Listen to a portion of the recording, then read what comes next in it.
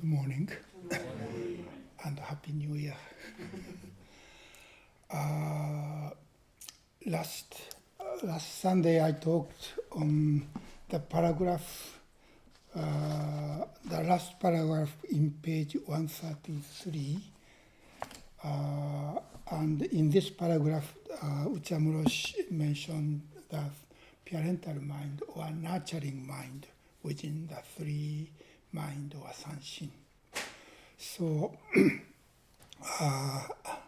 I'd like to talk about what Dōgen says about this mind, Rōshin.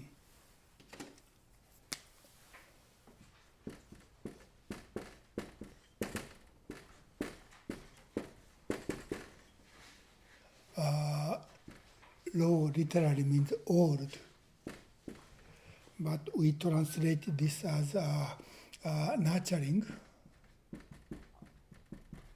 or parental. Shin is mind. And this is one of the three minds, I think you already know. And the name of this temple, Sanshinji, came from these three minds, or Sanshin. The first one is magnanimous mind, or big mind, and the second is Rōshin, nurturing mind, and the third is Kishin, that is a joyful mind. And Dōgen Zenji wrote about these three mind or three mental attitude as at the end of his writing entitled Tenzo Kyōkun. Tenzo is a cook in a Zen monastery, and Kyōkun is teaching or instructions. So usually this writing is entitled, translated into English as instructions for Tenzo, or the person who is in charge of preparation of meals for the community.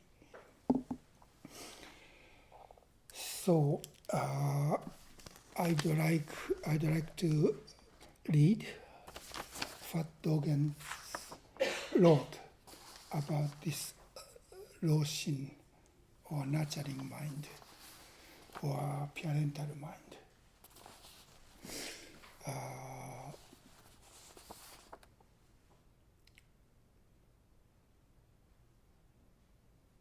Let me read first.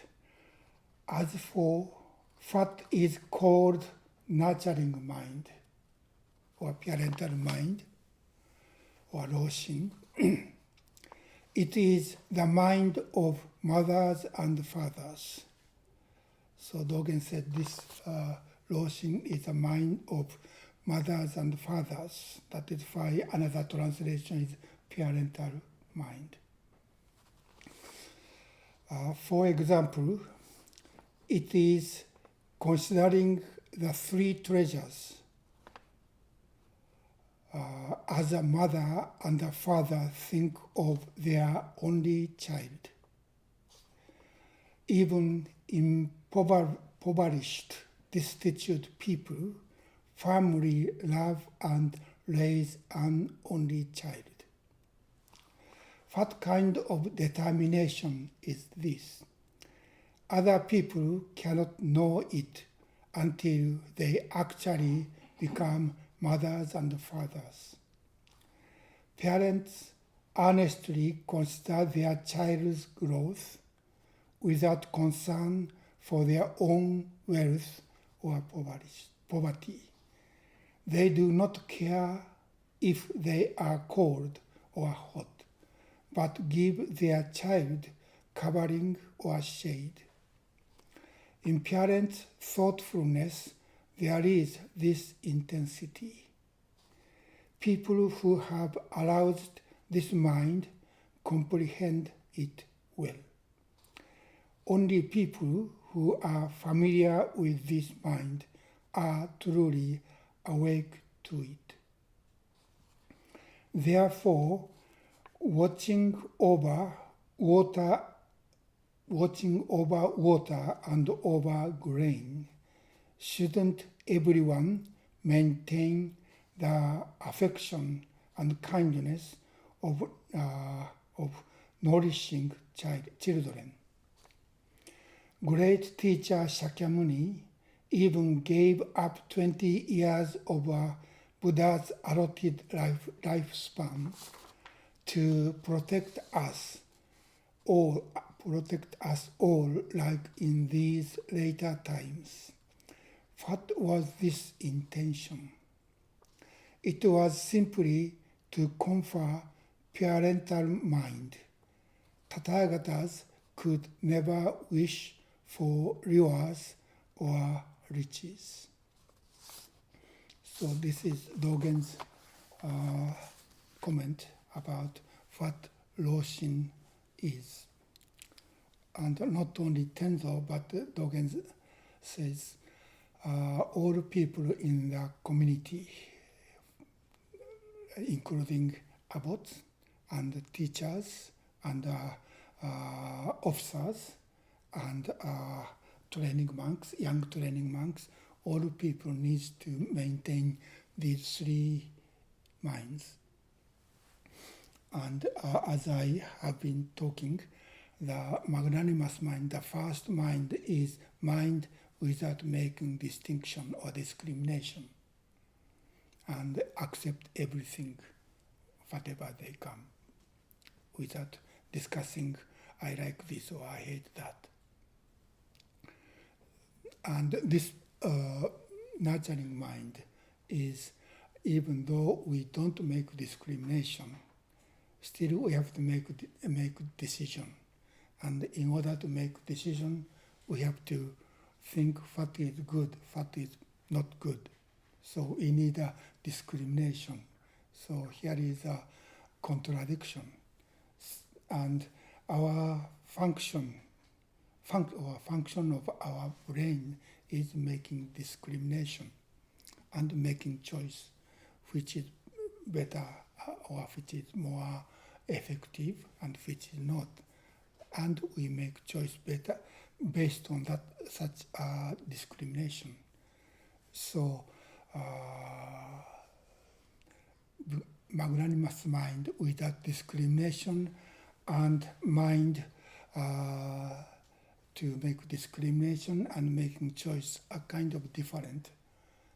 But we cannot live only with no discrimination, because if we don't make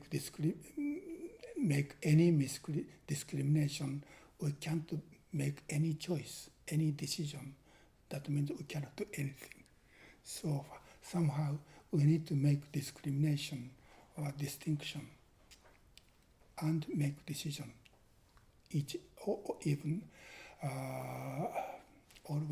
Almost always we have to make choice. So at least in our Zendo, when we are sitting facing the wall, we can really open our hands of thought. So our Zazen is really beyond discrimination. Even though our mind, all different kind of discriminating thinking are coming and going, but this person is just sitting. So although there are thoughts, but this person sitting is just sitting, not thinking. That means we take a vow not to, we make a vow not to take any action based on those discriminating thinkings. That is how our Zazen is beyond discrimination. Even though it's beyond discrimination, discriminating thinking is always coming and going. So there are thinking, various kind of thinking or expectation or hope or like and dislike are coming and going. But in our Zazen, we don't take any action based on them. So even though thoughts are there, we don't think. So zazen is a very kind of a special thing in our life. But when we stand up from sitting and get out of zendo, we have to make choice again, and we have to take actions. So this nurturing mind or parental mind is on what basis we have to make discrimination or distinction and make a choice to decide which is better in this particular situation. We have to, even moment by moment, make distinction and making choice.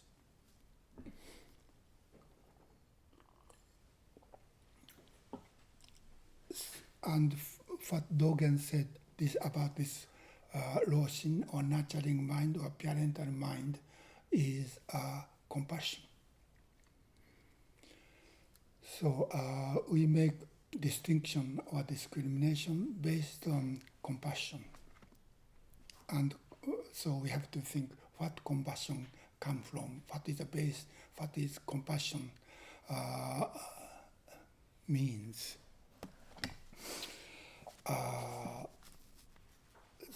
And Dōgen says compassion is similar, not exactly the same, similar with the mind of fathers and mothers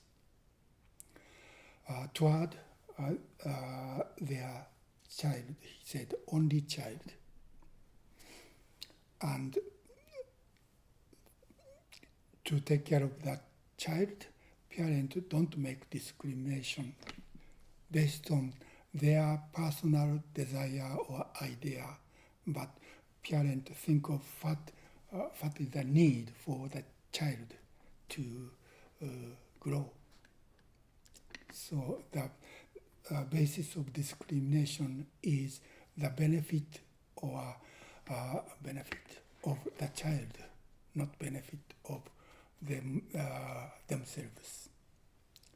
That is the kind of a similarity between parents' caring mind and Buddha or Tathagata benefit all living beings. In the Lotus Sutra, Shakyamuni Buddha said the entire three worlds or three realms in which living beings are transmigrating with suffering. Shakyamuni said all those three worlds or three realms of transmigration or samsara is my dwelling.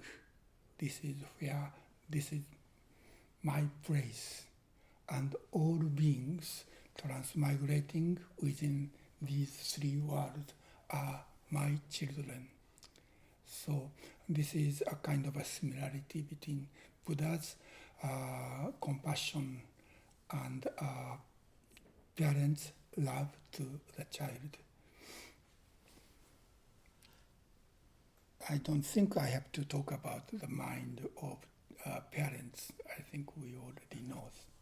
But I think the important point and difficult point to understand is Dōgen requests us to think three treasures as our child or children. In order to become a Buddha's student, we take refuge in those three treasures. Those three treasures are Buddha, Dharma, and Sangha.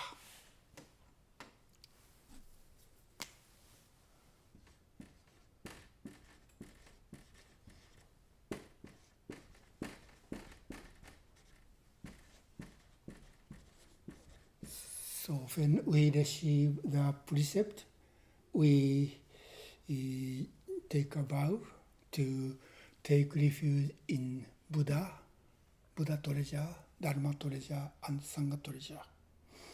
Of course, what Dōgen is writing here is a teaching or instruction to the monks.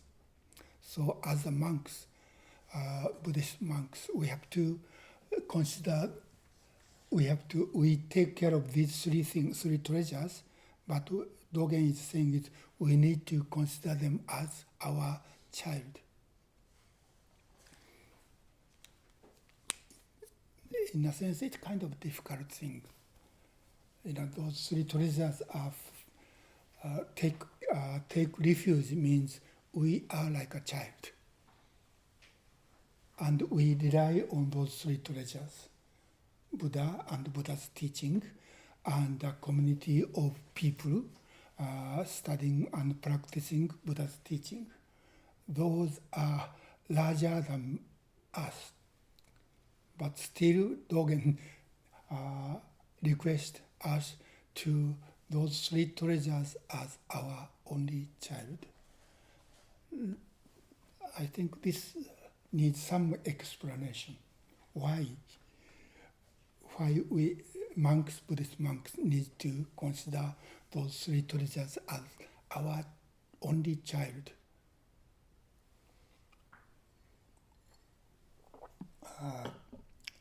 To do so, we need to understand what are these three treasures. Actually, of course, we know. We already, many of us already received the precept, so we already took a vow to take refuge in Buddha, Dharma, and Sangha. And each year during the precept retreat, at the end of the retreat, we have a jukai or precept receiving ceremony for lay people. So each year I have been talking about what are those three treasures. So I think as a knowledge we understand. But I'd like to briefly talk about what are these three treasures in Dōgen's teaching.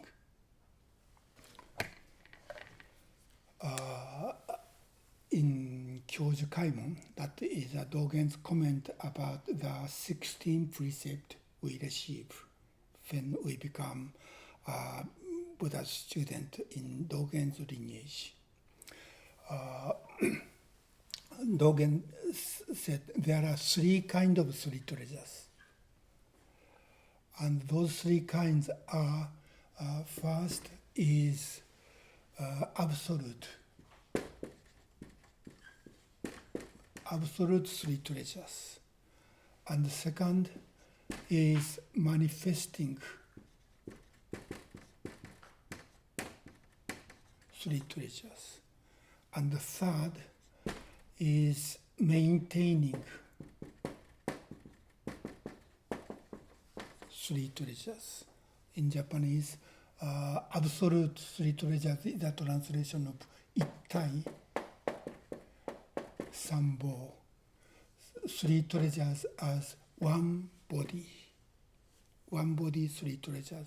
One body means there's no separation or divisions. These three are only one. And manifesting is genzen.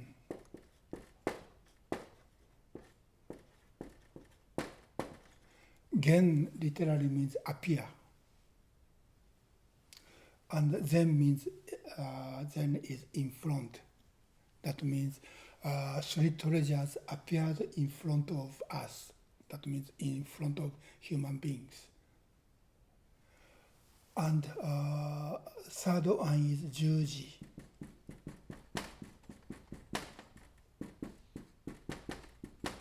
Juji sambo. Ju is to abide or dwell or stay. And ji is to maintain. I usually start to talk on the second one because this one, manifesting three treasures, is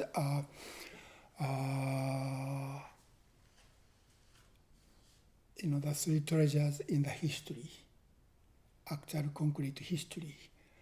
Shakyamuni Buddha was born as a human being and somehow left his father's palace and practiced for some years and attained awakening. And this person, Shakyamuni, became Buddha. So as a manifesting three treasures or historical three treasures, Shakyamuni Buddha was, still is, Buddha treasure.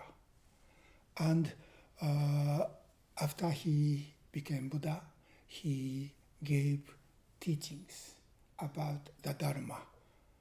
The Dharma he awakened to. Those teachings are also called Dharma.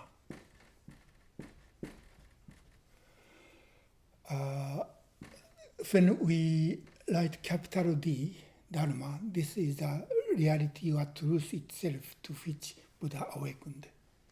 And when I use small d, and often it can be plural, that is what Buddha taught. Buddha taught different ways depending upon who are listening, depending upon to whom he's talking. He talk in a different way. So the teachings, the Dharma is one, singular Dharma, but teachings can be various, depending up. So Buddha was sometimes compared to the doctors, depending upon the patient's problems. Different. Each person has different problems. So the Buddha or doctor see what exactly what are the problems of each person, and give a kind of medicine that is suitable to each one of them. So the teaching, what Buddha taught using words, can be different or various. And also depending upon the people, even Buddha said the same thing, each people interpret or understand different ways upon their circumstances. So as a teachings, this Dharma can be plural, different teachings, and not on. But those teachings are one of the three treasures. And sanghas are when Buddha started to teach. People came to Buddha and became his disciples, and they become a kind of a group that is called Sangha. So Buddha, Dharma, and Sangha is called three treasures because those three are the most essential element. Buddhism become Buddhism.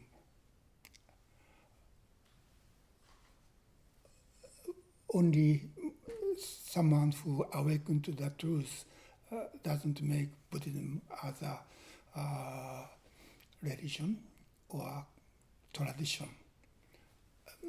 But there are teaching, we need teaching, and people who study and practice that teaching. So Shakyamuni Buddha is Buddha treasure, and what he taught is Dharma treasures. And people who became Buddha's student and disciples are Sangha treasure, as manifesting three treasures. That is what we study in the history of Buddhism. And absolute three treasures is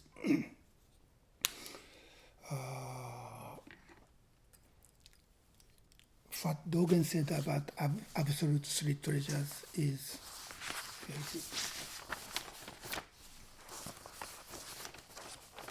This is from Kyōju Kaimon about the absolute three treasures. Buddha said, the unsurpassable true awakening or Anuttara Samyak Sambodhi is called the Buddha treasure.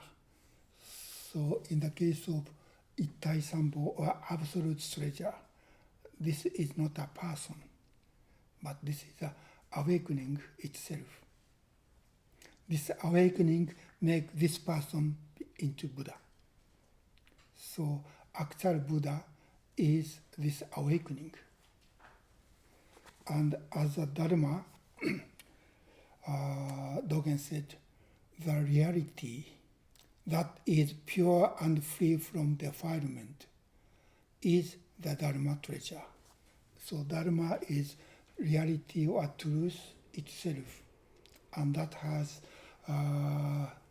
no defilement with, defilement refer to human desire and as a greed, anger or hatred, and ignorance. Those are called three poisonous mind. When we human beings see the reality, see things, we don't see the reality as it is, but we kind of make kind of twist based on our delusion. And when we when we think we like this, we in our mind the greed come up. When we encounter something we don't want or we don't like, anger or hatred come up, and those are based on our self-centeredness. That is basic ignorance. So we cannot see the reality as it is. So we make our life into a kind of elusive or fictitious. Somehow we create our picture of the mind, picture of the world, and make a story. And always the center of the world is me, and the hero or heroine of the story is me. That is how we live.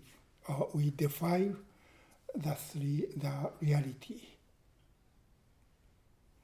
So before such a defilement, that means before, in Uchiyama Rōshi's expression, the reality before being processed with our thinking or thinking mind or discriminating mind, or processed, or his more concrete word expression is cooked.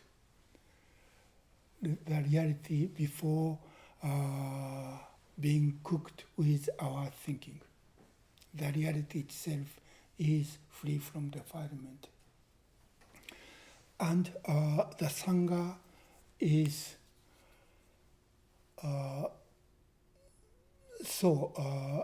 in the case of absolute three treasures, the way things are, as I always draw within the Indra's net, this reality throughout space and time, this entirety of this as reality itself is Buddha's awakening. So in the case of absolute three treasures, this itself is awakening. There's no one who awake to this reality because no one can be an observer. So this itself is reality, and this is awakening, and this is Buddha. The entirety of interconnectedness, the way things are. Please? May I stop you? I'm sorry.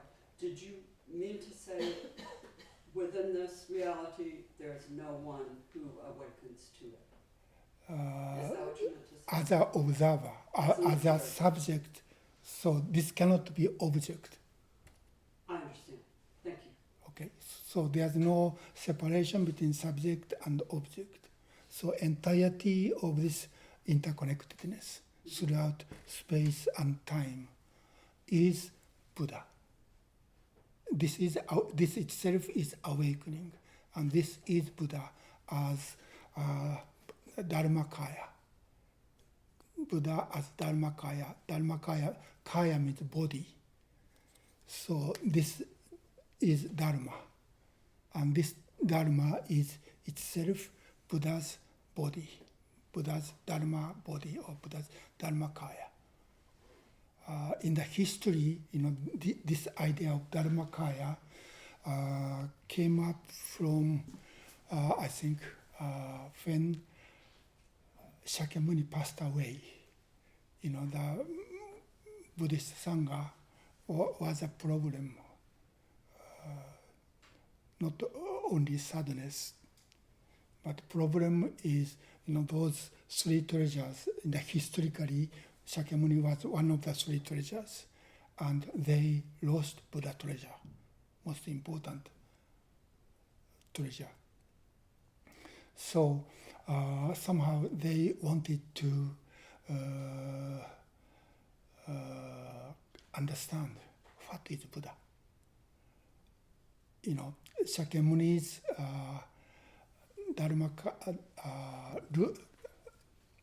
Shakyamuni's body is called Rupa Kaya.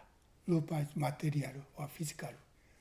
So Shakyamuni as a person passed away. So his Rupa Kaya disappeared. But somehow, Buddha's disciples think that is a problem. So we need to find what is Buddha. Even Shakyamuni's body, physical body disappeared, Buddha should not disappear. And I think they remembered that Shakyamuni said before he died that the one or the people who see Dharma see me. So they remembered that this saying, and I think they think that Dharma is what this person Shakyamuni into Buddha. Because he awakened to the Dharma, he became Buddha. So this Dharma is never disappeared. Even his physical body disappeared. So in the very beginning, Dharmakaya referred to what Buddha taught as Dharma. But from there, the concept of Dharmakaya getting bigger and bigger. It's not only what Buddha said using his mouth, but whatever truth even Buddha didn't say, that is Dharma. So, especially in Mahayana Buddhism, this entire universe in which everything is happening, coming and going, and interconnected, this entirety is Dharma. And this Dharma is what makes Buddha or Rupakaya Buddha, Shakyamuni Buddha as a Buddha, into a Buddha. So the reality itself is considered Dharmakaya Buddha. And especially in the Mahayana Sutras, for example, in the Abhatansaka Sutra, there is a Buddha beside Shakyamuni, and whose name was Vairochana. Vairochana Buddha is the reality or this entire universe itself is Vairochana Buddha. So in the Avatamsaka Sutra, Buddha didn't say anything. So what they thought is Shakyamuni Buddha is a manifestation of this universal Buddha. That is what it's called Nirmanakaya. Nirmanakaya is a manifestation or embodiment of within certain time and space. Actually, about 2,500 before years ago, and in India, he appeared. He was born, and he awakened to this reality. So this Shakyamuni Buddha, who was born in India about 2,500 years ago, was called Nirmanakaya. And that is manifesting three treasures. And there are another concept of Buddha body was kind of invented, created. That is called Sambhogakaya. Sambhogakaya is came from the idea what Buddhists thought. Shakyamuni was so great, and his awakening is so thorough and complete. It's not possible only one lifetime he achieved that awakening. So they thought Shakyamuni, in the past lives, he practiced as a bodhisattva for 500 lifetimes. And as a result of their, his practice for many lifetimes as a bodhisattva, he was ready to become Buddha within this final lifetime. And when we consider this entirety from Shakyamuni's first allowed bodhicitta until he attained Buddhahood, this Buddha is called Sambhogakaya Buddha, or reward body. Reward means as a reward of his past practice, he became Buddha. So there are those three. Buddha body means Nirmanakaya as a person in the history, and Sambhogakaya that starting from the time he first allowed bodhicitta, and Dharmakaya means this entirety, all these things are happening within Dharmakaya Buddha. At least this is how I think Dōgen think, based on the Lotus Sutra's teaching of true reality of all beings. In the first chapter of the Lotus Sutra, Buddha somehow emit the light and illuminate this entire world. That means Shakyamuni's life is this entirety. And in the second chapter called skillful means, that means everything what is happening within this time and space is skillful means for Dharmakaya Buddha manifest and teach and lead all beings within this world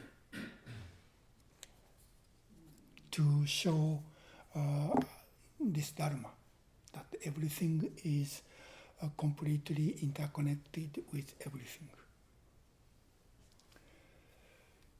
So in the other absolute three treasures, this everything happening or existing within this entire universe throughout space and time are the Sangha treasures.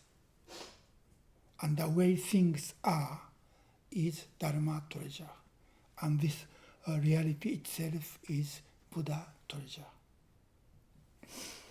And the third one, Juji Sambo, or maintaining three treasures, means within the history after Shakyamuni Buddha passed away, Buddha's disciples and students, both monks and lay people, continue making effort to maintain what Buddha taught, Buddha and what Buddha taught, and this community of Buddha's students. And those people and teachings and Buddha, in this case, this Buddha is, for example, Buddha statues. Buddha statues is not Buddha itself, but it's a kind of a symbol of Buddha. And we make prostration toward Shakyamuni or Manjushri as a Buddha.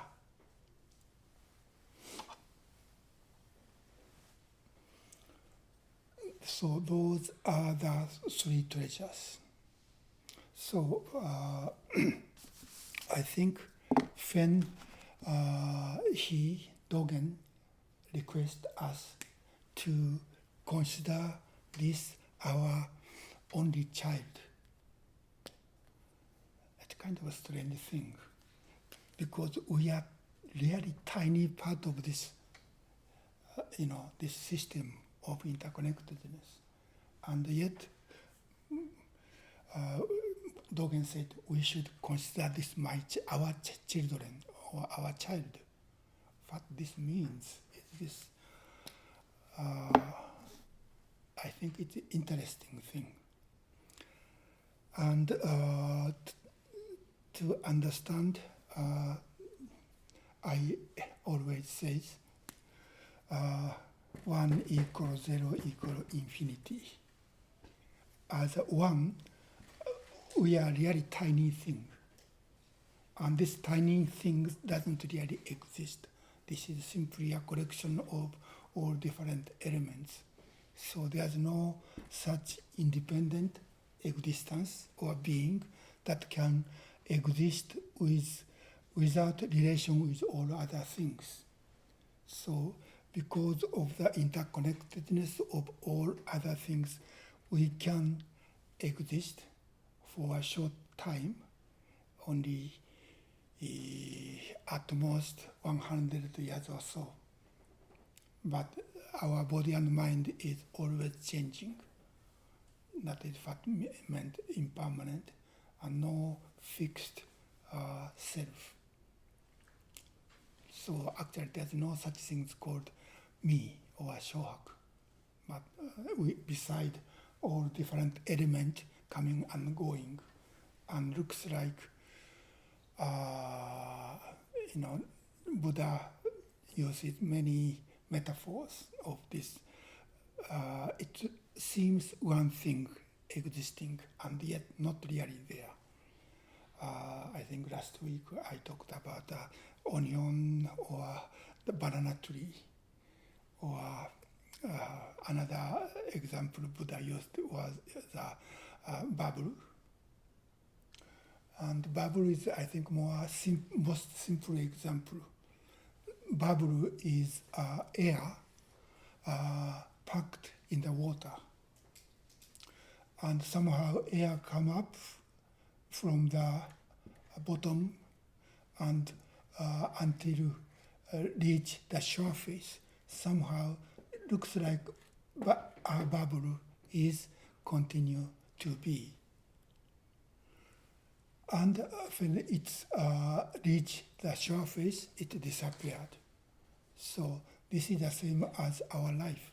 When we are born, it seems we appear in this world and stay for a while, and when we die, we disappear.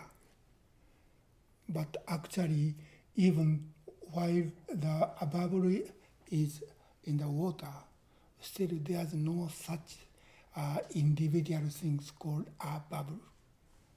This is only two things, air and water.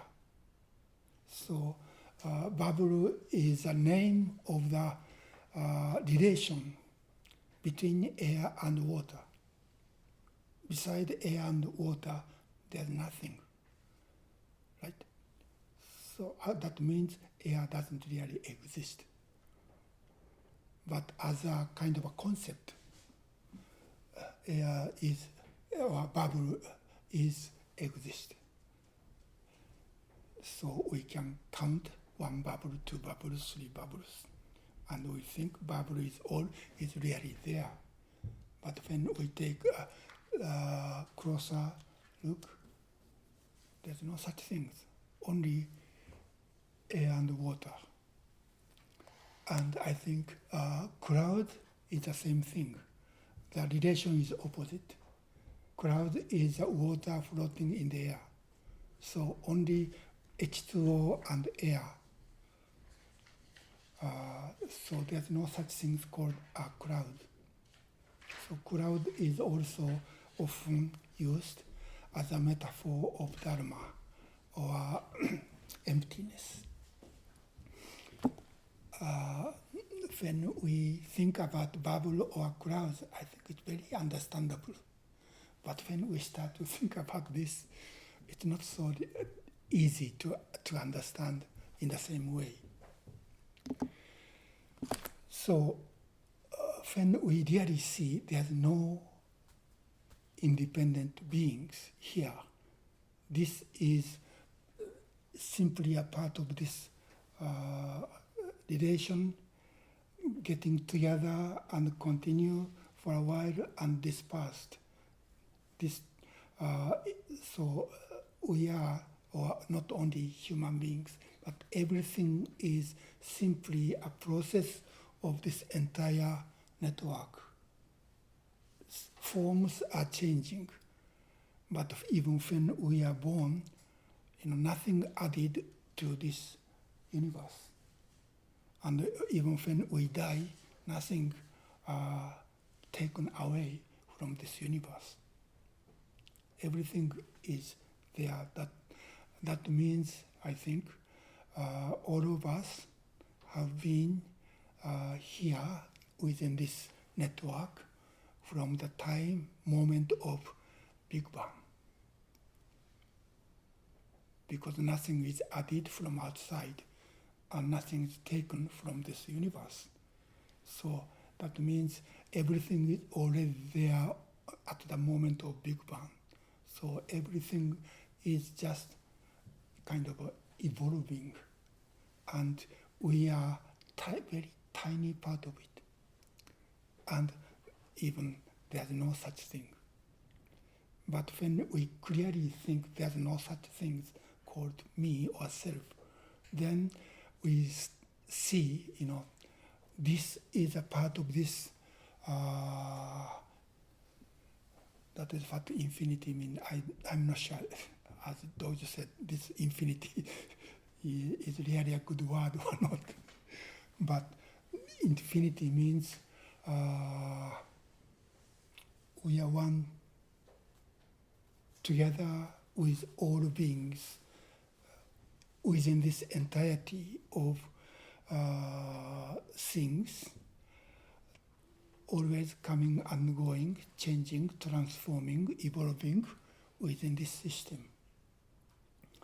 So from that point of view means when we thoroughly see emptiness of the self, we start to see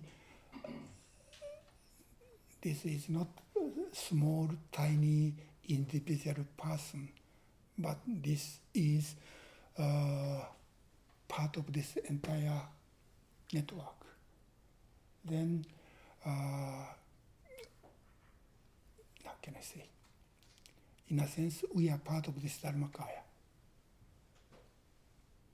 That means we are not private existence, private beings, but this is a public thing. So I received these 5 skandhas as my personal being, but this is not my possession. There's no such my or me. So this is really kind of happening, supported by all beings within space and time. So we need to understand how precious this empty being is. This, preciousness is not comparing with other beings. Other beings are equally precious. So we have to see things, each one of us are unique and different, and yet all this uniqueness, depending upon where we are born within this network, this entirety looks very different from our personal picture of the world. I was born in Japan and became Buddhist, so I see this system as a Buddhist perspective, from Buddhist perspective.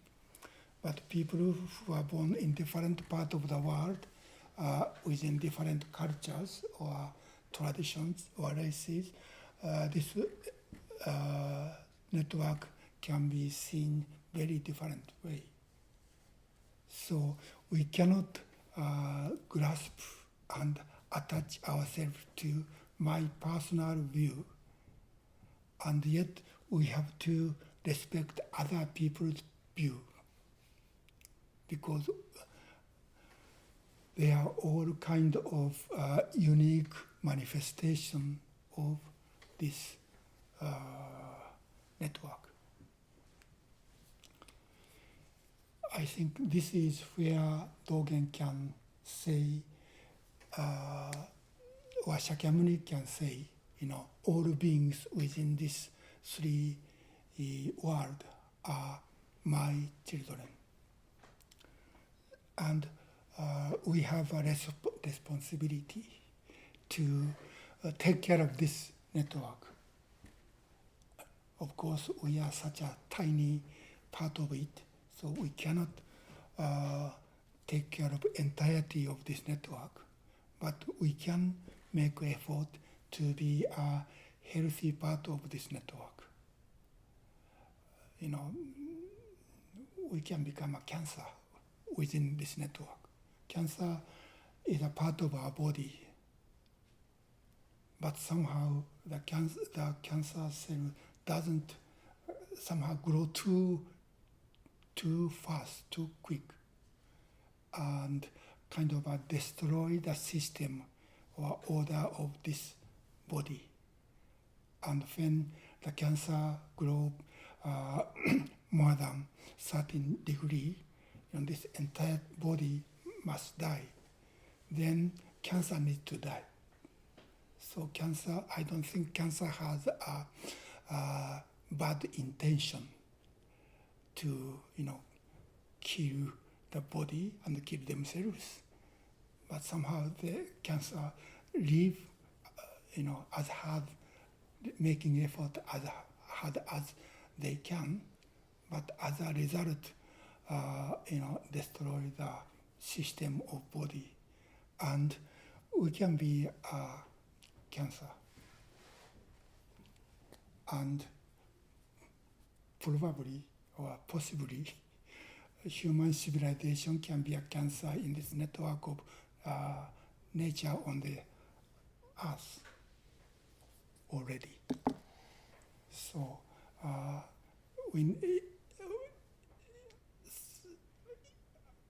if we think that it's too late, then it's too late.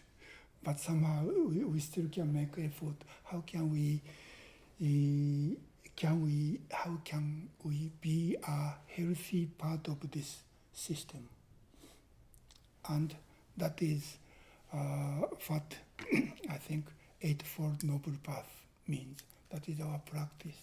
How can we, in order to become a healthy part of this network, we have to keep or take care of these 5 skandhas in a healthy condition. And Eightfold Noble Path is the way to kind of take care of 5 skandhas, these 5 particular 5 skandhas in a healthy way. So what we can do, even though we have a parental mind, still what we can do is really limited. Take care of this body and mind, and take care of our family and friends and community, or as a member of the society or nation, we can do something. But we cannot do some great things, but still tiny difference we can make big difference if many people within this network do the same small things.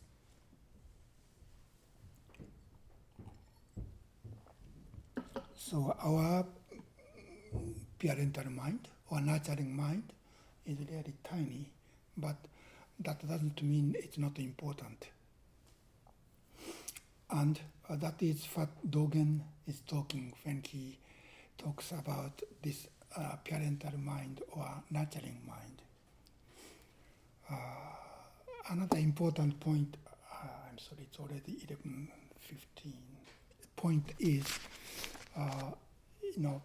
the life Dōgen, or the place Dōgen lived and the place we are living is kind of different.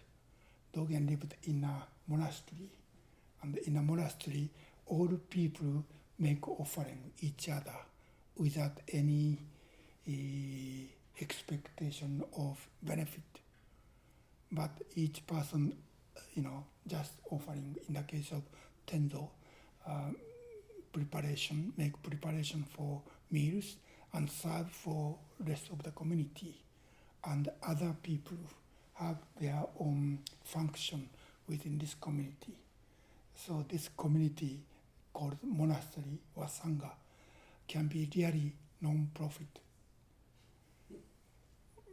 Even though Sanshinji is a non-profit organization, still somehow we are living in this society in which making profit is a principle. So in order to keep this community or this temple, somehow we have to do fundraising. So we need to be creative, what the difference between the traditional Buddhist Sangha in the time of Shakyamuni and even Dōgen. Actually, in Dōgen's time, the monastery was supported by one rich person or rich people. So within the society, within the monastery, monks can simply make offerings, but they are supported by the society. But at least in this country, there's no such social system that support Buddhist Sangha. So somehow we have to think, how can we keep, this attitude of making offerings as a parent take care of the children without expectation of any reward. How can we maintain this attitude, parental mind, in this modern society is really interesting but difficult question. So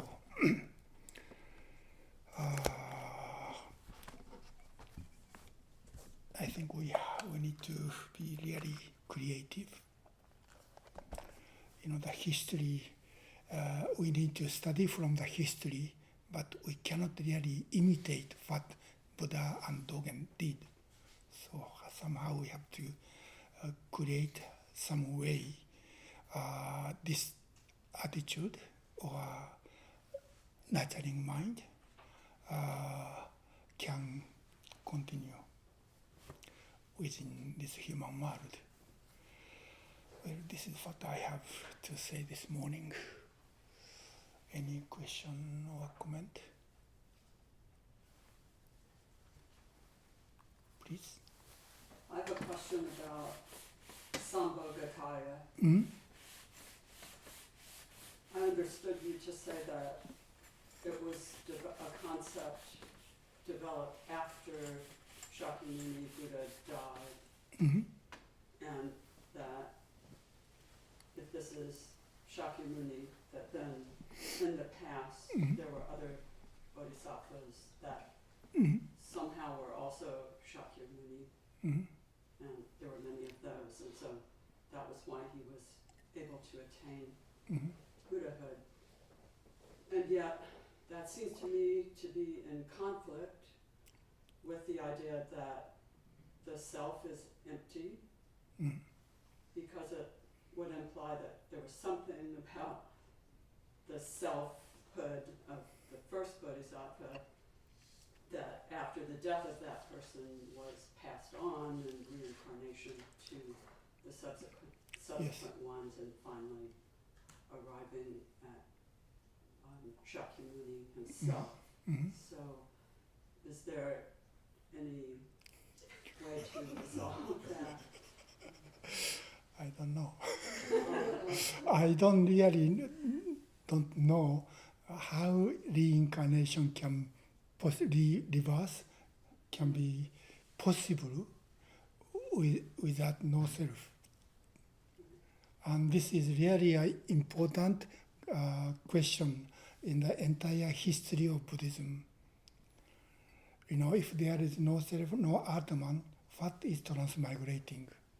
But somehow Buddha didn't negate it. Buddha didn't negate reincarnation or reverse or transmigration, even though Buddha said there's no Atman. So how reincarnation or transmigration is possible without Atman is really a point of argument. Non-Buddhists always ask Buddhists why such a strange thing can possible. And Buddha didn't say anything. He kept silence.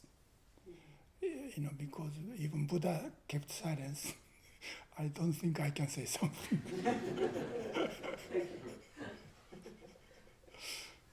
I'm so sorry. Personally, I don't believe reincarnation or transmigration. That is kind of Indian belief.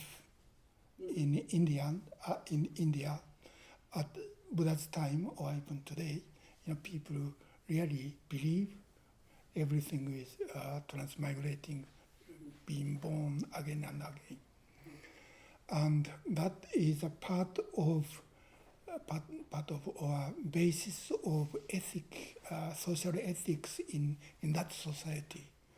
So if in India, when Buddha said there's no such things, then in a sense, that teaching could destroy the basis of ethics. Probably that is why Buddha didn't negate. But, when Buddhism came to Japan, we had a different idea about life and death or afterlife. That is, Japanese people thought when people died, they go somewhere, another world of the dead, and that world is in the mountains or beyond the ocean. and they stay there, and they come back occasionally, at least 3 times a year. So they can come back to this world. And in Japanese Buddhism, these two are really different ideas. In Indian ideas of transmigration, after 49 days, the person will be born in different beings within 6 realms. But in Japanese idea, the person is still there and can return. That is the basis of Japanese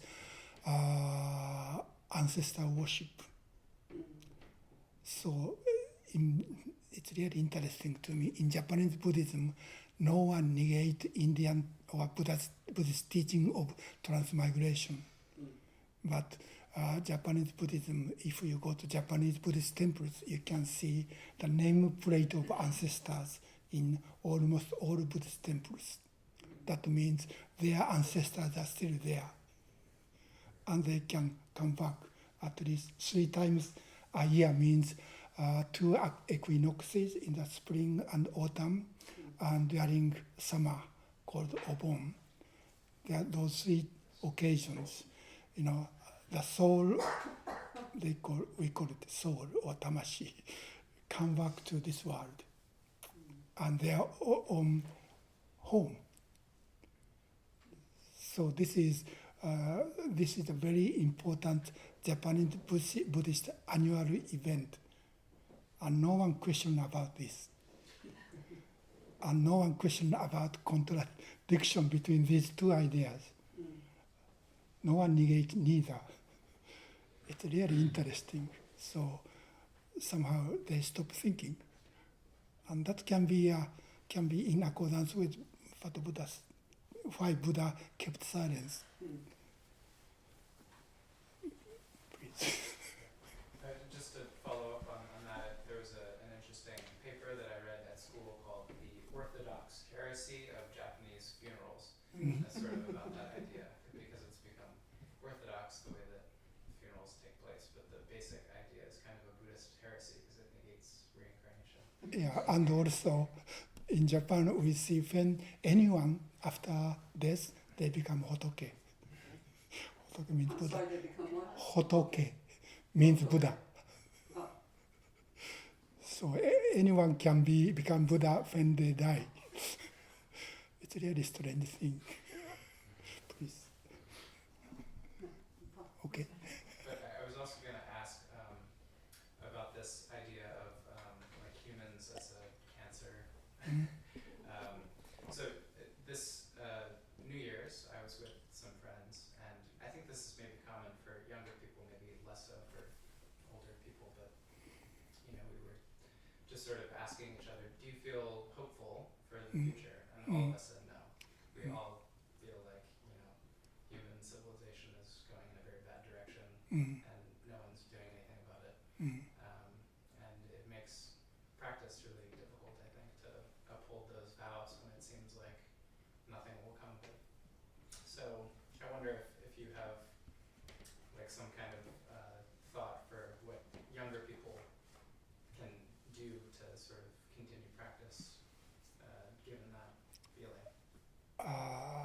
I think in the 1960s, when I was a teenager, we had the same feeling, because of the, Cold War between communist and rest of the world, and they developed nuclear weapons, and we may thought nuclear war may happen any time. So I think we had around that time, before 60s, before I became a teenager, what I was taught at schools and by Japanese society in general was because of development of science and technology, this world is getting better. And when science and technology become fully developed, no problem there. But around the 60s, the idea or dream is changed. So I think when I was a teenager, I had the same kind of feeling.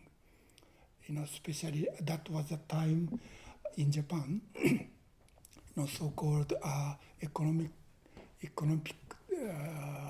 development is really rapid. So Japanese society become rich, but what I saw was destruction of nature. They contrasted highways and Shinkansen. What is Shinkansen in English? Bullet train. Yeah. By making those things and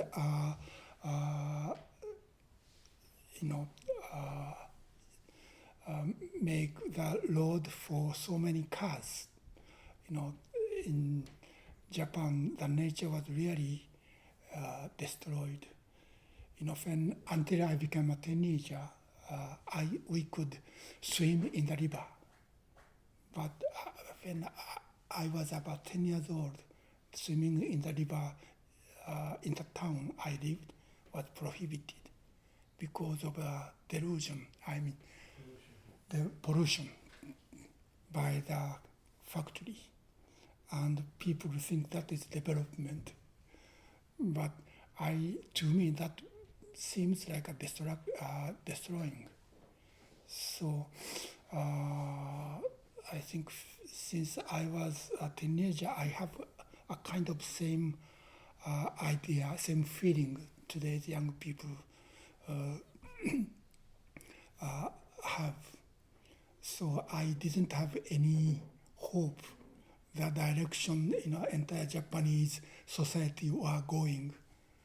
That is became so-called economic power. That is why I kind of drop out from the Japanese school system. But I couldn't find any kind of a healthy way of life, any alternative, until I read Uchiyama Rōshi's book. So the reason I started to study and practice Buddhism, I think is a kind of same thing with today's young people are feeling. So what I want to say, I forget. I think, if we think it's already too late, then the story is over, is ended. But still we can do something. And it may be changed. In the case of, the air and water pollution, today it's getting better, but that is still a kind of a delusion. The polluted place are moved. In Japan and in this country, the air and water looks, better than 50 years ago. But that delusion moves to China or other places, other part of the world. So I think we need to, if we want to find some healthy way, I think we have to change the direction of civilization. And what I thought when I read Uchiyama Rōshi's book, and what I want to kind of to express is it's still too early to give it up. That's all I can say. Please. I think related to this, but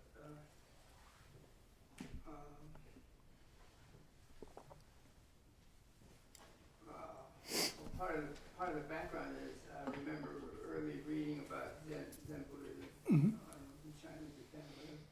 But supposedly one of the characteristics was not so general with other Buddhism, was the so-called sense of humor.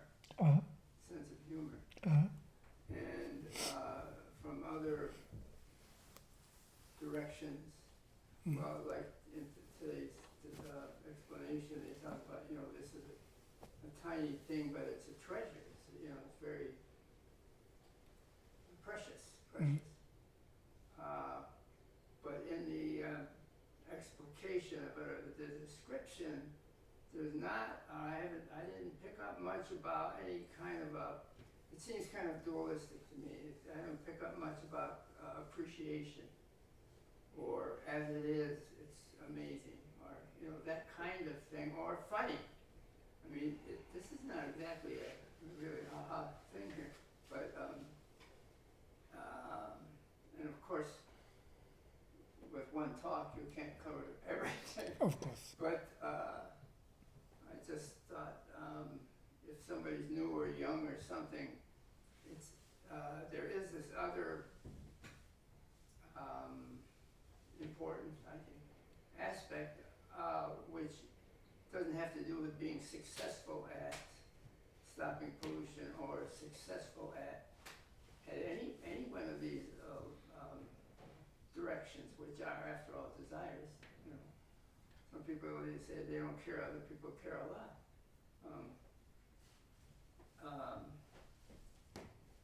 So I just put it out there that this is so, but this is, it seems, there it is necessarily a bit one-sided. Yeah. And there is this appreciation. And like the old one about the monk who's over the cliff and the plants holding him, that one, or lots of other things. Yeah. It's not that, so I mean, the individual is not, part of not neglecting oneself is not to neglect the capacity for appreciation or funny. That's all.